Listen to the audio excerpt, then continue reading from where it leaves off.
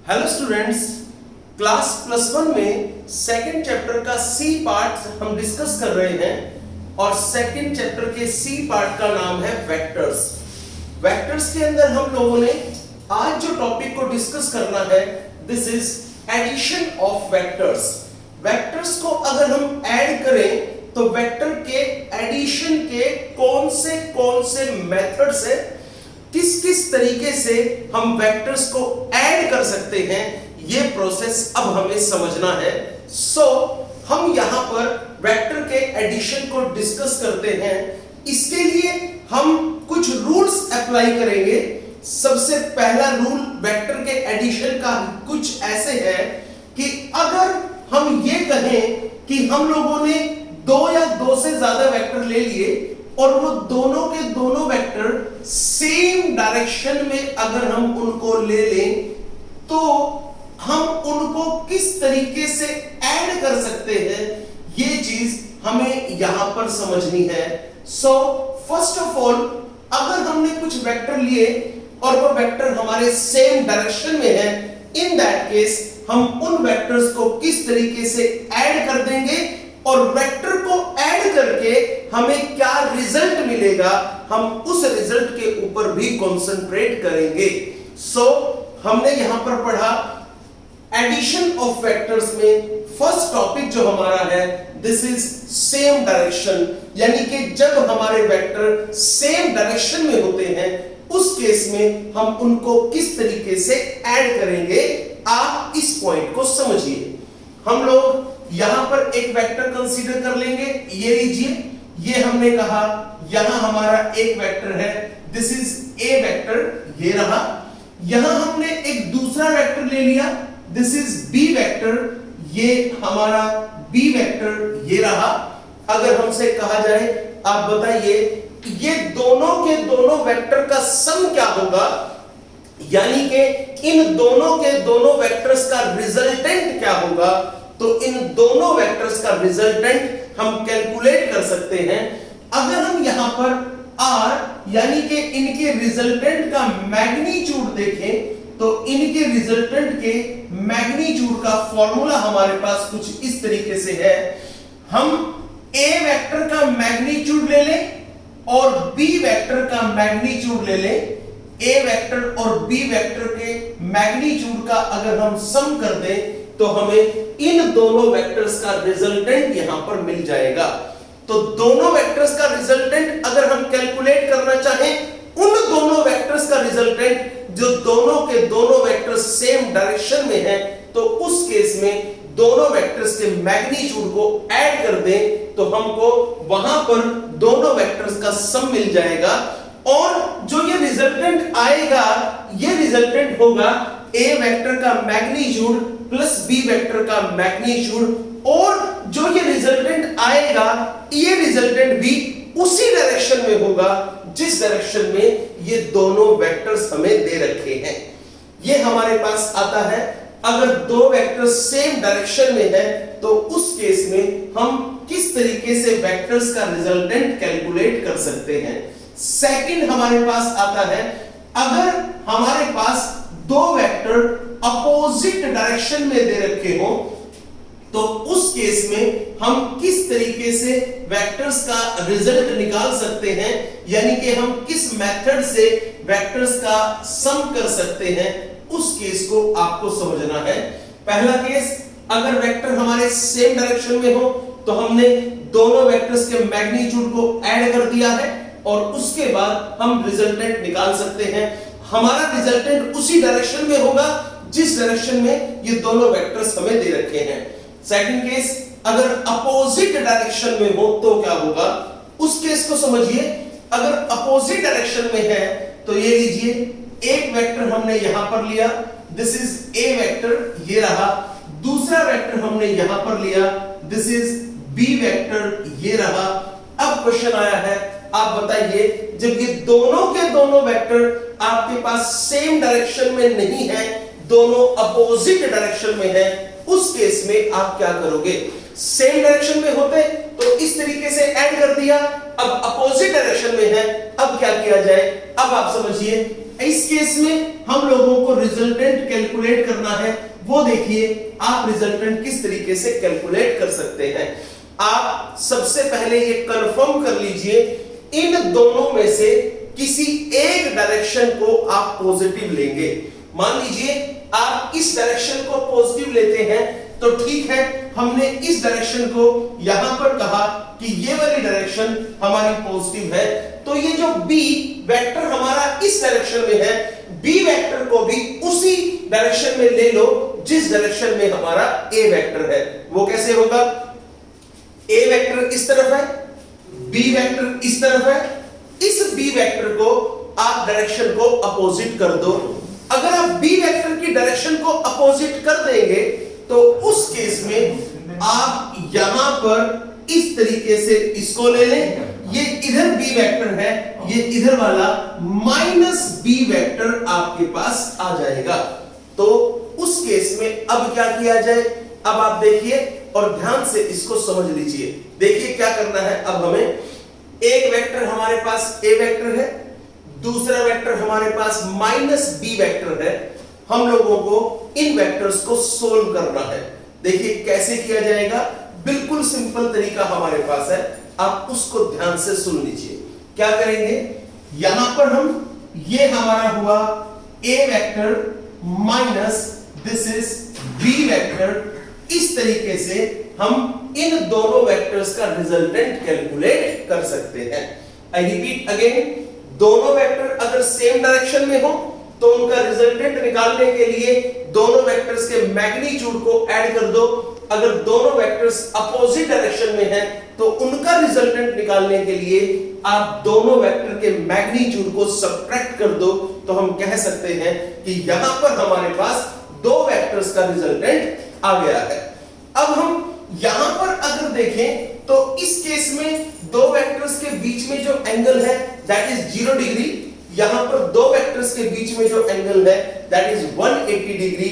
अब हम अगर समझे दो वेक्टर्स के बीच में अगर हमें कुछ एंगल दे रखा हो, कोई भी एंगल इस समय हो, ना तो वो 0 डिग्री हो ना तो वो 180 हो, कोई और एंगल अगर दो वेक्टर्स के बीच में है, उस केस में हम किस तरीके से वेक्टर्स को ऐड कर सकते हैं ये हमें यहां पर समझना है। देखिए हम वेक्टर को किस तरीके से ऐड करेंगे, इसके लिए हमारे पास जो रूल है, इसके लिए हमारे पास जो लॉ है that is name as triangular law. This is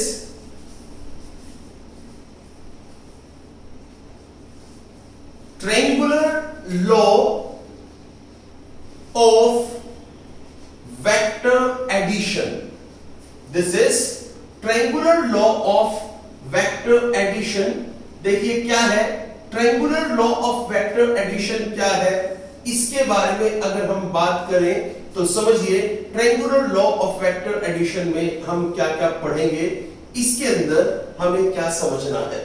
देखिए क्या है हमारे पास triangular law of vector addition, ये हमें कहता है कि अगर हमें कोई दो वेक्टर दे रखे हो, कोई भी दो वेक्टर अगर हमें दे रखे हो और दोनों के दोनों वेक्टर मिल करके किसी ट्रायंगल की दो साइडें बनाते हो और दोनों के दोनों वेक्टर सेम ऑर्डर में हो।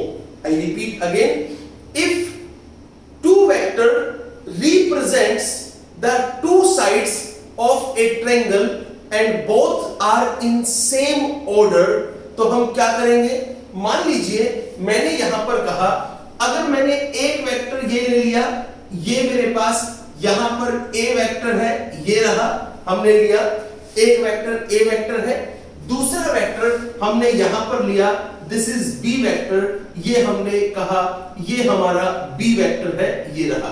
तो एक बात बताइए, दो वेक्टर हमें दे रखे हैं, दोनों वेक्टर मिलकर के ट्रायंगल की दो साइडें बना रहे हैं और दोनों के दोनों वेक्टर सेम ऑर्डर में है। ये समझिए ये सेम ऑर्डर क्या होता है, जहां पर एक वेक्टर फिनिश होगा वहीं से दूसरा वेक्टर स्टार्ट हो जाएगा।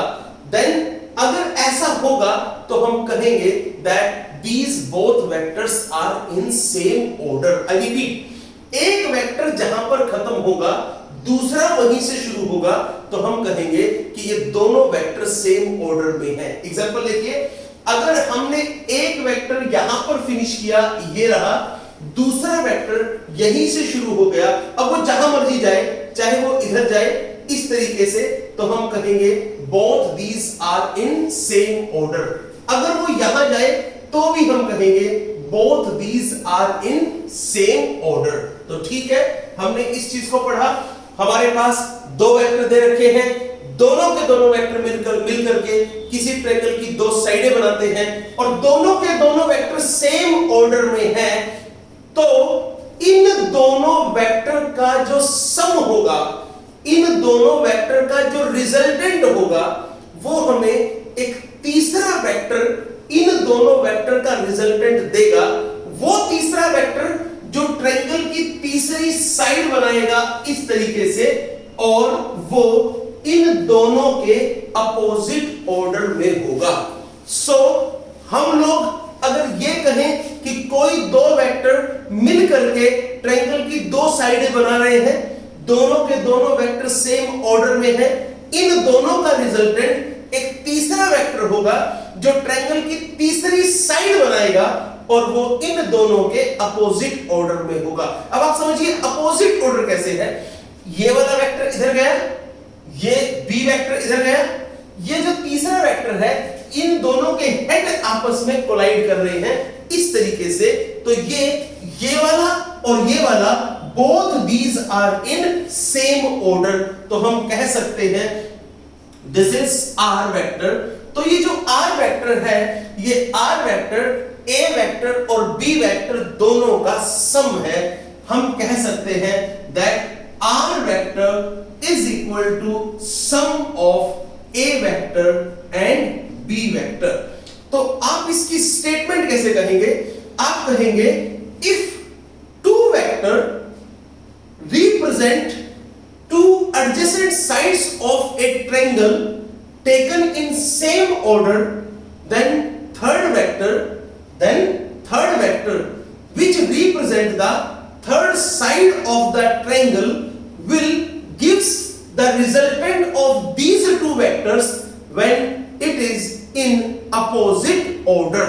तो हम कहेंगे कि वो वेक्टर जो इन दोनों के अपोजिट ऑर्डर में होगा, वो इन दोनों का रिजल्टेंट देगा और ट्रायंगल की वो तीसरी साइड भी बनाएगा। ये हमारे पास triangular law of vector addition आ जाता है। देखिए स्टूडेंट, अब हम यहां पर triangular law of vector addition का एनालिटिकल ट्रीटमेंट करते हैं, यानी कि हम उसको डिराइव करेंगे और उसके अंदर जो जो वैल्यूज हमारे पास आती हैं उन सभी वैल्यूज को हम समझने की कोशिश करेंगे। सबसे पहली बात आपको यहां पर एक बार स्टेटमेंट रिवाइज करवा दूं। उसमें ये कहा गया कि अगर हमारे पास कोई दो वेक्टर दे रखे हैं, दोनों के दोनों वेक्टर मिलकर के किसी ट्रायंगल की दो साइडें बनाते हैं और दोनों वेक्टर सेम ऑर्डर में हैं, तो उन दोनों वेक्टर्स का रिजल्टेंट एक तीसरा वेक्टर देगा जो ट्रायंगल की तीसरी साइड बनाएगा और उन दोनों के अपोजिट ऑर्डर में होगा। We can say that when two vectors represent in magnitude and direction two adjacent sides of a triangle taken in same order, then a third vector represent the third side of a triangle will give their resultant when taken in opposite order। ये हमारे पास आया है। अब हम इसके लिए इसका proof करते हैं। अब आप समझिए यहां पर हमें क्या प्रूफ करना है, उस चीज को देखिए। हम लोगों के पास हम ये जान गए हैं कि अगर हमारे पास कोई दो वेक्टर दे रखे हो, एक वेक्टर हमारे पास ए वेक्टर है, दूसरा वेक्टर यहां हमारे पास बी वेक्टर है। ये लीजिए, ये रहा हमारे पास बी वेक्टर, ये हमने यहां पर ले लिया। आगे चलिए, और इन दोनों वेक्टर का रिजल्टेंट हमें ये मिलेगा, ये रहा इन दोनों वेक्टर्स का रिजल्टेंट। तो हम और आगे चले तो हम कह सकते हैं दिस इज आर वेक्टर, और ये जो आर वेक्टर होगा, this R vector is equal to the sum of A vector and B vector. हम यहां से आगे चल सकते हैं। अब आप यहां से एक चीज देख लीजिए, हमें ये कह रखा है that R vector is equal to A vector plus B vector. Now ये हमारा रिजल्टेंट है। अब आप जानते हैं दो वेक्टर का सम एक वेक्टर होगा और जो ये वेक्टर होगा इसका अपना भी कुछ मैग्नीट्यूड होगा और अपनी भी कुछ डायरेक्शन होगी। तो अब हमारा जो काम है वो इसका मैग्नीट्यूड और इसकी डायरेक्शन यही दोनों हमें कैलकुलेट करनी है। सो चलिए हम इसका प्रूफ करते हैं, यानी कि हम यहां पर मैग्नीट्यूड और डायरेक्शन को कैलकुलेट करने की कोशिश करते हैं। आप देखिए किस तरीके से हम इसको यहां पर प्रैक्टिकली कर सकते हैं, उसको समझिए। देखिए क्या है, हम लोग एक वेक्टर कंसीडर कर लेंगे, ये रहा, ये हमने कहा ये हमारा ए वेक्टर है, ये रहा। आगे चलिए, दूसरा एक वेक्टर हमने ये ले लिया, दिस इज ये हमारा बी वेक्टर है, ये हमने लिया, दिस इज बी वेक्टर। आगे चलिए, यहां पर हम अगर इसको आगे की तरफ कर देंगे तो इस हिसाब से ये हमारे पास इनके बीच में एंगल हो गया, दिस इज एंगल थीटा। आगे चलिए, ए हमारे पास ये है ए वेक्टर, बी वेक्टर हमारे पास ये हो गया। इन दोनों का रिजल्टेंट हम यहां पर देखते हैं, वो देखिए यहां से हमने इधर लिया और इन दोनों का रिजल्टेंट हमारे पास ये तीसरा वेक्टर आया है, ये रहा। चलिए इससे थोड़ा सा और आगे चलने की कोशिश करते हैं, इसके बारे में हम यहां पर बात करेंगे। सो ये वाला वेक्टर हमने यहां लिया, this is our R vector, ये हमारे पास आर वेक्टर है। हमें इस आर वेक्टर का मैग्नीट्यूड निकालना है और इस आर वेक्टर की डायरेक्शन भी हमें कैलकुलेट करनी है। क्या तरीका है आप उसको ध्यान से समझिएगा ताकि हम इसको प्रॉपरली कर सके और आप लोग इसको कैलकुलेट करना सीख सकें। हम इसी के बेसिस पे अब यहां पर आगे बढ़ेंगे। इसको हमने नाम दिया, this is P point, this is Q point, this is R point, ये हमने यहां पर आर लिया। इस बी वेक्टर को मैं यहां दिखा देता हूं, ये लीजिए, ये हमारा बी वेक्टर हमने यहां पर दिखा दिया। अब हम आगे चलते हैं, हम लोगों को यहां पर कैलकुलेट करना है मैग्नीट्यूड ऑफ आर, तो हम कहेंगे this is to find out the magnitude of resultant, to find out the magnitude of resultant, यानी कि हम लोगों को इस रिजल्टेंट का मैग्नीट्यूड कैलकुलेट करना है। तो चलिए देखते हैं हम रिजल्टेंट का मैग्नीट्यूड किस तरीके से कैलकुलेट कर सकते हैं। तरीका हमारे पास क्या है उसको ध्यान से सुनिए। देखिए यहां से हम इस पॉइंट से एक परपेंडिकुलर यहां पर ड्रॉ कर देंगे, ये लीजिए, हम लोगों ने यहां से एक परपेंडिकुलर इस पॉइंट पे ड्रॉ किया है, दिस पॉइंट इज कॉल्ड, हमने इसको नाम दे दिया, this is S.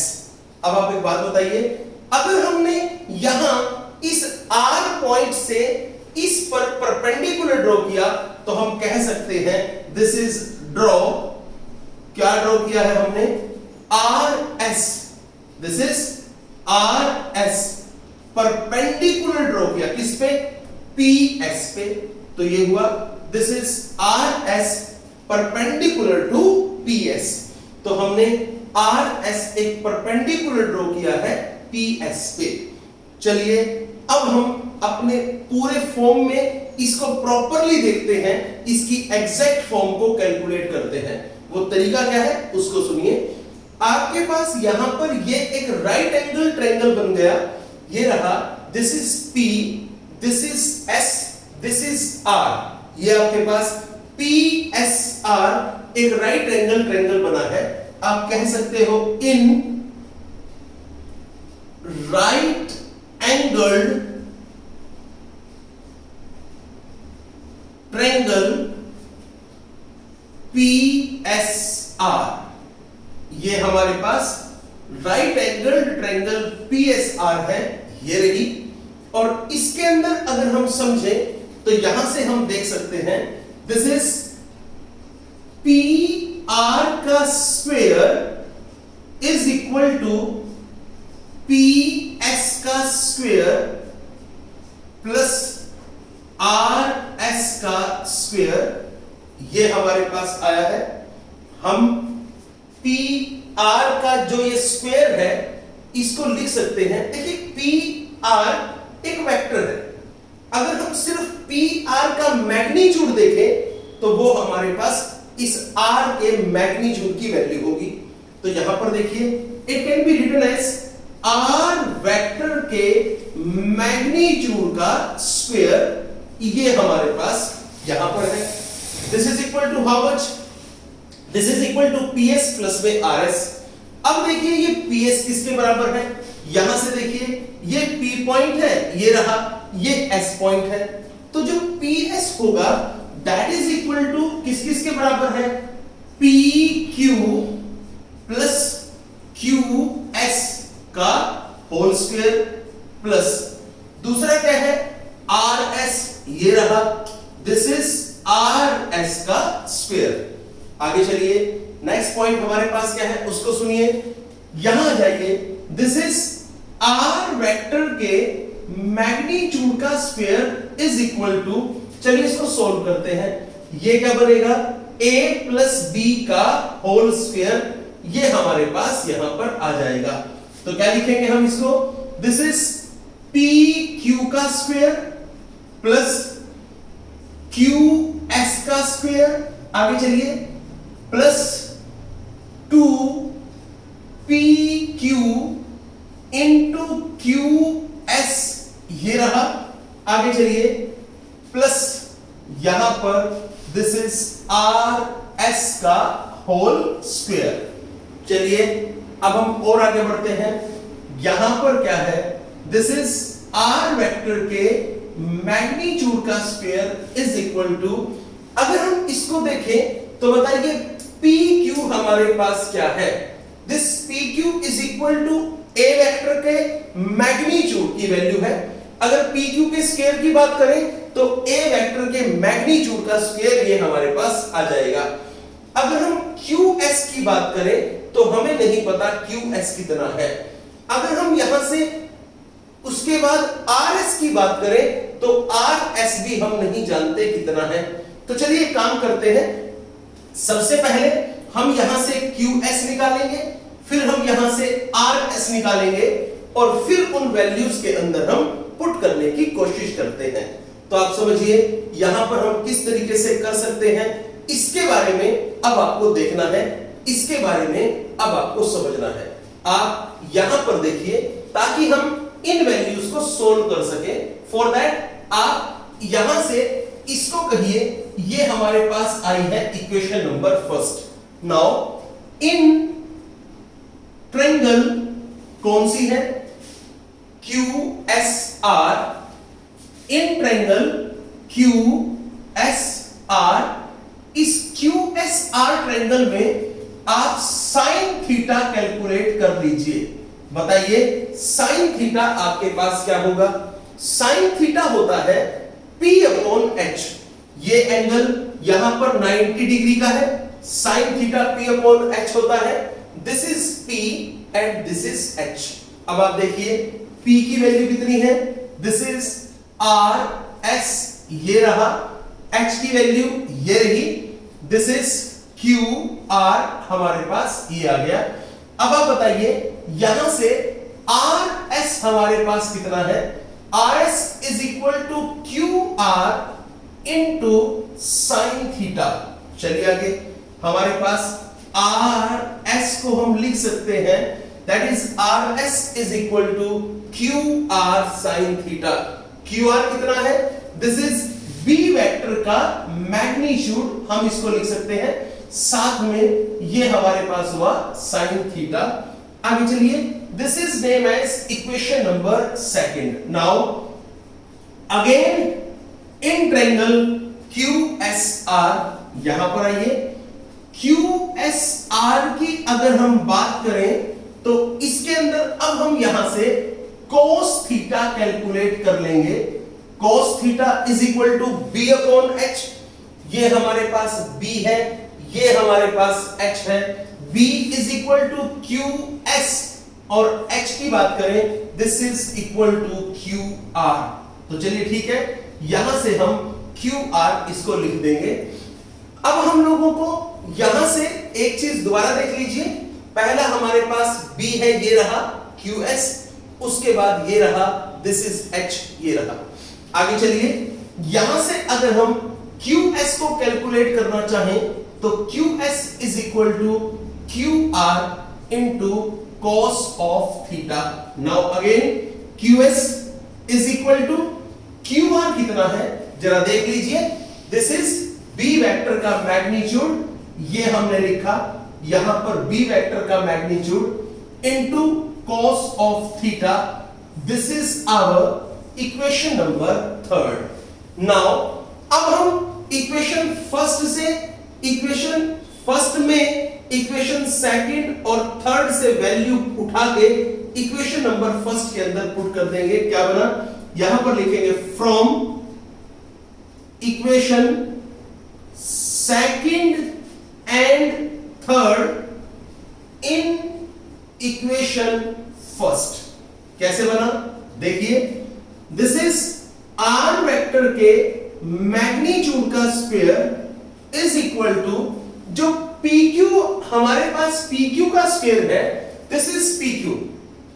PQ vector की बात करें तो PQ vector is equal to A vector, और अगर सिंपल PQ की बात करें दिस इज A वेक्टर का मैग्नीट्यूड। तो चलिए यहां पर क्या लिखेंगे, दिस इज A वेक्टर के मैग्नीट्यूड का ये स्क्वायर है। आगे चलो, नेक्स्ट इज QS क्या है, देखिए ये रहा हमारे पास QS। अगर हम चाहें तो यहां से हम इसको QS लिख सकते हैं। तो चलिए ठीक है, हम यहां से लिख रहे हैं, ये QS का स्क्वायर है। It can be written as this is B vector के मैग्नीट्यूड का स्क्वायर, साथ में क्या है cos स्क्वायर थीटा। आगे चलिए, अब यहां आ जाइए, दिस इज अगेन 2 PQ को क्या लिखोगे, PQ is equal to A vector के मैग्नीट्यूड की वैल्यू है, साथ में फिर हमारे पास QS है, QS ये रहा, दिस इज B वेक्टर का magnitude into cos of theta, plus में अब हमारे पास यहां पर RS है। बताइए RS कितना है, ये रहा, दिस इज B वेक्टर का मैग्नीट्यूड इनटू sin थीटा। तो क्या लिखेंगे, दिस इज B वेक्टर के मैग्नीट्यूड। अब RS का यहां पर अगर देखा जाए तो RS का स्क्वायर है, क्या लिखोगे, B वेक्टर के मैग्नीट्यूड का square into cos square theta. चलिए आगे, यहां से sorry it is sin square theta. तो चलिए ठीक है, हमने यहां पर लिखा है इसकी वैल्यू को। अब हम और भी आगे इससे चल सकते हैं। चलिए हमारे पास और क्या कहा उसको देखिए, दिस इज R वेक्टर के मैग्नीट्यूड का स्क्वायर इज इक्वल टू ये है A वेक्टर के मैग्नीट्यूड का स्क्वायर प्लस, आप अगर ध्यान से देखें तो इस वैल्यू में से और इसमें से हमारे पास B वेक्टर के मैग्नीट्यूड का स्क्वायर कॉमन आता है। तो ये रहा, हमने यहां पर B वेक्टर के मैग्नीट्यूड का स्क्वायर कॉमन निकाल लिया, बाहर निकाला, अंदर जो हमारे पास बचा this is cos square theta plus sin square theta, ये हमने लिखा, साथ में हमारे पास क्या है, this is 2 into A vector का मैग्नीट्यूड इंटू B वेक्टर का magnitude into cos of theta. अब बताइए cos square theta plus sin square theta क्या होता है, 1। तो हमारे पास यहां पर आया, दिस इज R वेक्टर के मैग्नीट्यूड का square is equal to this is A vector के मैग्नीट्यूड का स्क्वायर प्लस B वेक्टर के मैग्नीट्यूड का square plus 2 into A vector का मैग्नीट्यूड इंटू B वेक्टर का magnitude into cos of theta.